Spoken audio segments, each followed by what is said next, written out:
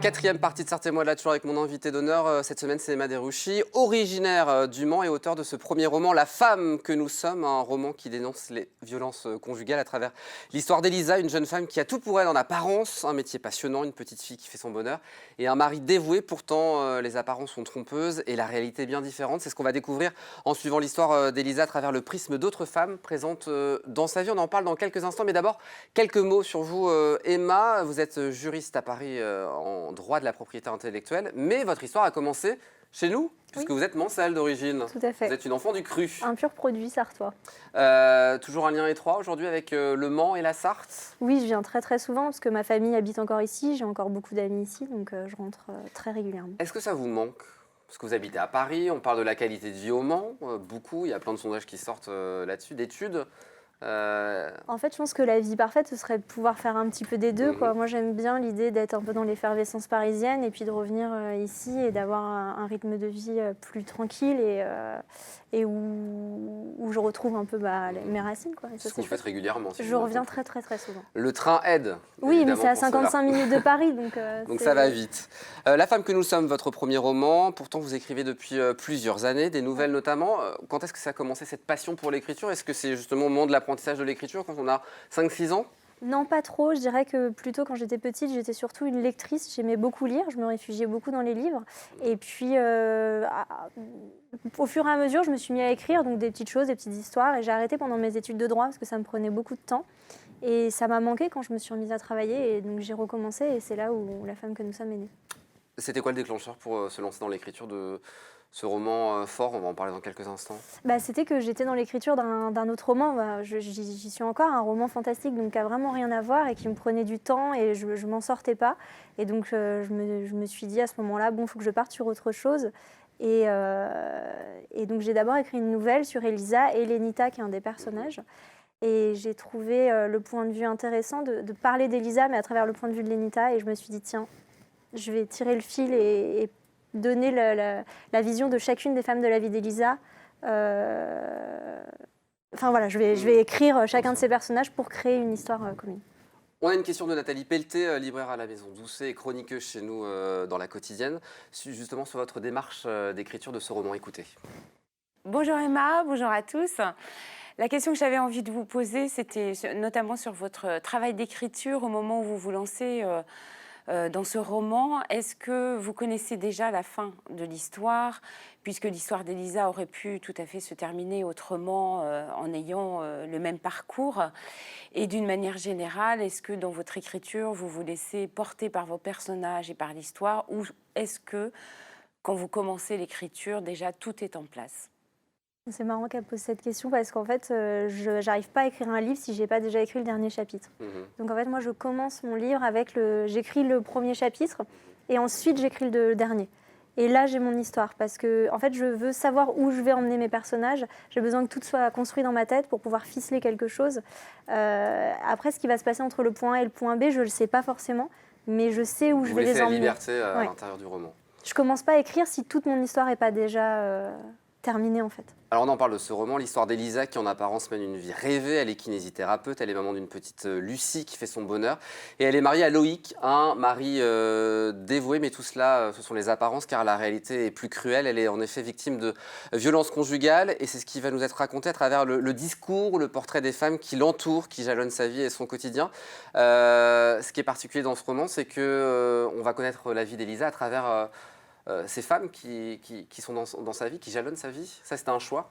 Oui, c'était un choix. Je voulais parler de la différence entre tous les regards, en fait, qui, sur une même scène, peuvent donner une lecture complètement différente du moment.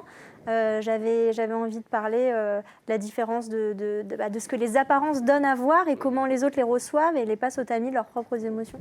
Des femmes de différents âges et de différentes conditions sociales qui vont apporter chacune leur regard justement sur Elisa et sur sa vie. Comment vous avez défini cette galerie de portraits? Vous êtes inspiré des gens qui vous entourent? On s'inspire toujours un petit peu. Après, je dirais pas que tel personnage, c'est telle personne dans mon entourage, mais forcément, on prend des traits, même un peu de soi, en fait, d'émotions qu'on ressent, des choses comme ça. Et puis, on crée comme ça, on fait un petit tas, puis on crée tout un personnage. avec. Alors, il y a une attitude différente face à la situation que vit Elisa. Ça interroge le lecteur que nous sommes sur l'attitude à avoir face à ce genre de situation. L'ignorance involontaire, l'attitude attentiste ou au contraire l'idée de vouloir absolument aider. Un constat, c'est qu'on est un peu démunis face à ce genre de situation, qu'on soit un homme ou une femme.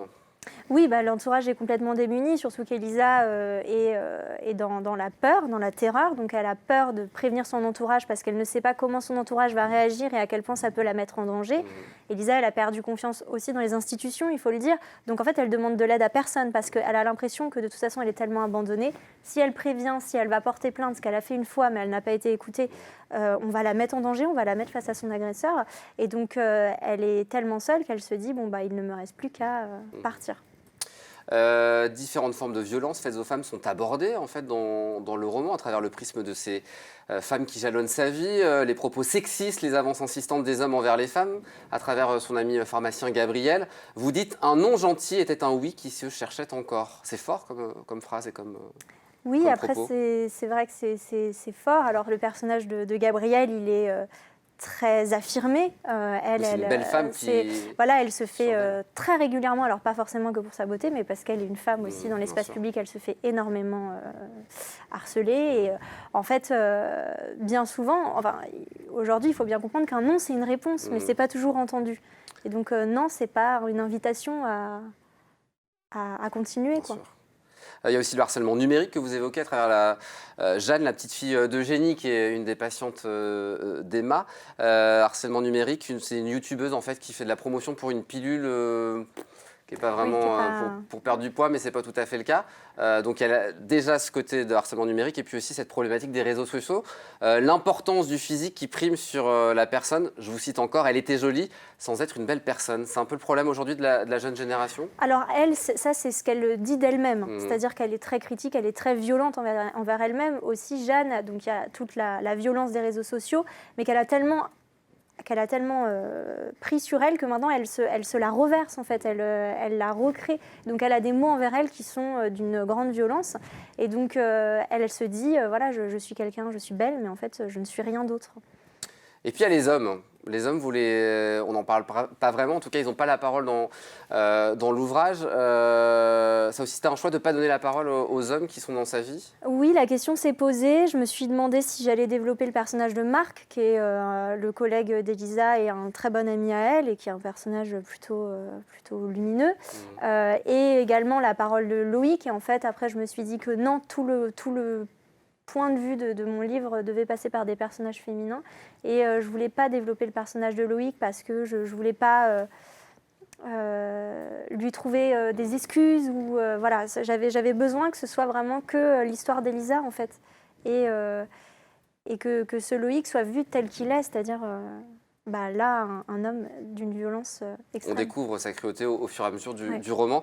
Vous avez eu des retours de femmes qui subissent ces violences conjugales, qui vous ont dit merci d'avoir évoqué Alors merci, je ne sais pas si elles doivent me dire merci. J'ai eu des personnes qui sont venues me voir et qui m'ont dit qu'elles avaient vécu, mais surtout j'ai eu des personnes qui sont venues me voir parce que leur maman avait vécu ça et s'en était sortie. Et voilà, et donc... je pense bien à elle, hein. Je suis très heureuse qu'elle s'en soit sortie aujourd'hui. C'est quoi la suite aujourd'hui? On arrive à la fin de cet entretien. Il y a d'autres choses en préparation? Oui, le deuxième est en cours d'écriture, enfin en cours de correction d'écriture. Voilà. Donc l'aventure du deuxième roman, c'est encore autre chose par rapport au premier. C'est beaucoup de stress, mais voilà. Il paraît que c'est le plus dur, le deuxième. On le dit souvent. Nathalie Pelleté le dit aussi. C'est dur. Ouais. Flammarion, signature pour un premier roman, ça aussi c'est assez exceptionnel. C'est génial, ouais. Ils sont super, une belle maison évidemment, vous êtes plusieurs autrices sartoises à avoir signé chez Flammarion, ça c'est chouette. C'est génial, enfin j'ai une chance incroyable. On le rappelle, et je vais le montrer à l'antenne avant de se quitter, La femme que nous sommes, signée Emma Derucci, et c'est Flammarion. Merci beaucoup d'avoir été mon invité. Merci beaucoup de m'avoir invité. À bientôt pour de nouvelles aventures. J'espère. Bon, pour un deuxième roman? J'espère vraiment. Merci beaucoup Emma d'avoir été mon invité d'honneur. Merci. Très bonne soirée à vous. Dans un instant, la suite des programmes sur LMTV Sarthe. Moi, je vous donne rendez-vous demain, 18h30 pour une nouvelle quotidienne. Et puis mardi prochain, 19h pour Sartez-moi de là, l'émission qui vous rend fier d'être Sartois.